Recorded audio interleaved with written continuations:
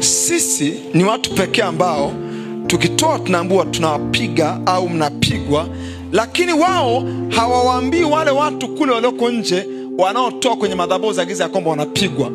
Let us think twice. Tuwaze mara mbili. Naomba kanisa tuwaze mara mbili. Mmekusikia critic?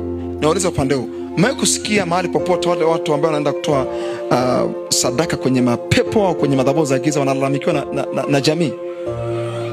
Je, jamii naambia wanapigwa sana? Tena wao wanatoa watoto, mtoto ni zezeta, anamaga mate hivi, ila jamii amlalamiki huyo brother aliyetoa mwanae kafara, ayemlalamiki. Ila wachungaji tukisema poa tunawapiga. Ila hawa watu hawasemi ya kwamba wale waganga wa kienyeji wanawapiga watu kwa level ambayo wanakuwa mazezeta. Je, sisi tumemfanya mtu zezeta? Hatujamfanya mtu zezeta. Kanisa, blindness inaua kanisa, upofu unaua kanisa.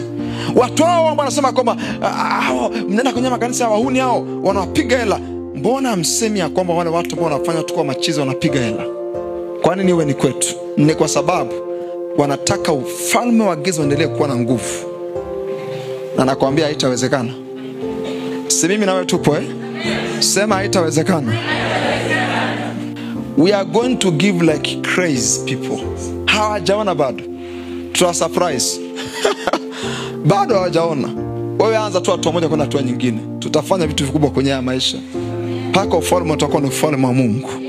Paka Tanzania itakuwa ni ufalme wa Mungu. Kama unaamini sema amen. People they give a lot. Confirm. Naomba niwape illustration ya mtu mmoja hapa ambaye nimemwombea wiki iliyopita. Nilikuwa naongea naye asubuhi. Alikuja hapa mgeni, nisikia kwa njia ya radio. This is terrible. Hili jambo la ajabu sana. Yule dada alikuja hapa tayari ameshachana na mume wake na naye anaumwa. Yule dada ni mtu wa miaka kuanzia 30 na kitu kuelekea 40. Nisikilizeni. Mume wake amemwambia hivi, unauza ile duka, lakini ukishafunga mlango wa duka usirudi nyuma. Ando masharti. Ukishafunga mlango wa duka usirudi nyuma. Yaani hata kama umesahau kiatu, tembea na mguu mmoja mpaka nyumbani. Ila ukishafunga duka usirudi nyuma. Nilikuja hapa nilikuwa nazungumza naye. Yaani ukisahau kanga, umesahau sijui pochi, ukisahau funguo wa nyumbani, acha mkavunje. Siku moja akawa ameacha mfuko wa una bidhaa fulani za watu fulani ambao wanakwenda Mwanza. Sasa amefunga hivi, wale watu wakaja anambia tupe mzigo wako, tunasafiri sasa hivi. Tunasafiri sasa hivi, tupe mzigo wetu. Wakamsumbua sana. Sema no, si duka ile hapa. Unaongea kitu gani? Si ile hapa, tupe mzigo, tunasafiri sasa hivi. Sasa siwezi kufungua. Tupe mzigo wetu. Akafungua. Alipofungua akamkuta mama mkwe aliyekufa miezi kadhaa iliyopita anafanya kazi ya usafi. Anasafisha, anaweka bidhaa vizuri. Na ile sanda ile ambaye anakumbuka na yeye alikuwa hapo wakati anavalishwa, anafuta anaweka sawa meza. Kazimia pale pale. Sasa watu wa duniani wakasemaje? Malaria imempanda kichwani. Kamkuta mama mkwe ni mzima kabisa.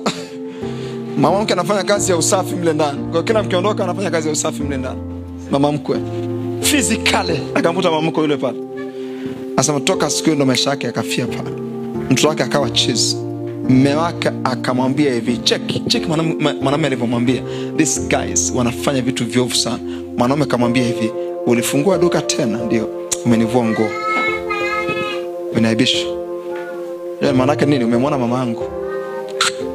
Maana yake jamaa anajua kabisa mama yuko ndani.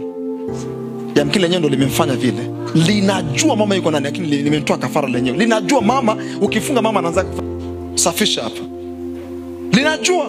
Likamwambia umenivua nguo, umeniaibisha mbele za watu. Na kwa sababu umenisha sitakini kuone mbele ya macho yangu tena. Potea. Kapata. Na alipoondoka tu mwanae akawa zezeta. Na maombea hapa. Almost wanitafuna na ngate yale majitu. Alipokuwa aggressive. Huyu na wakati na bado hajaona. Na hapo mtu anaumwa. Almost afya anasema ametokea Muhimbili. Almost kufa. Watu wanafanya yote haya. Alafu hao watu hawasemi kwamba wale ndio wanaharibu watu. Ila sisi wachungaji ndio tunaharibu watu. Hiyo jamaa ametoa maisha ya mama yake mzazi. Wao wanasema sisi 50,000 ndo tumekupiga wewe. Anasema mshahara wetu. Akili ndogo, processor yake ni ndogo, RAM 1.5. Watu wanafanya hayo mambo. Hao wapigi. Ila Pastor Ibra na kasuti cha shilingi 90,000 anapiga. You are terrible. Mimi napiga. Mimi hata nyewe kufikiria ili koti la 90,000 mimi nawapiga nini? Kuna makoti ya milioni 5.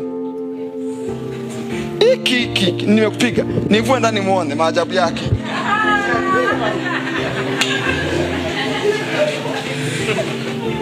Ndio napiga mimi.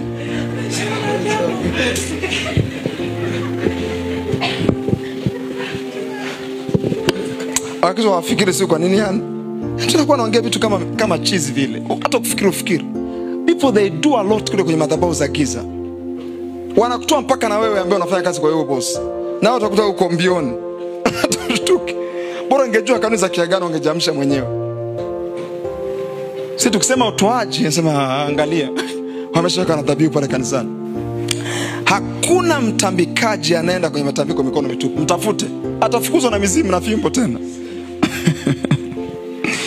Hakuna mtambikaji. Mnipe majibu watu ambao mliokoka kutoka huko. Umeona mtambikaji anaenda mikono mitupu? Nikija na andiko ya kwamba usije kwenye nyumba ya Bwana mikono mitupu, naambia ona wanapotosha maandiko. Okay, nenda kwa mizimu. Itawafundisha vizuri. Unachapwa. Mwenye kufanyaje hapa? Damu iko wapi? Nimesahau nyumbani. Utakuwa na fimbo za kutosha.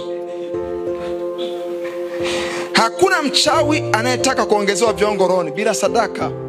Na hao wamekopi kutoka kwetu. Ona anatumia mifano ya chawi. Okay, subiri wakuloge. It's very simple.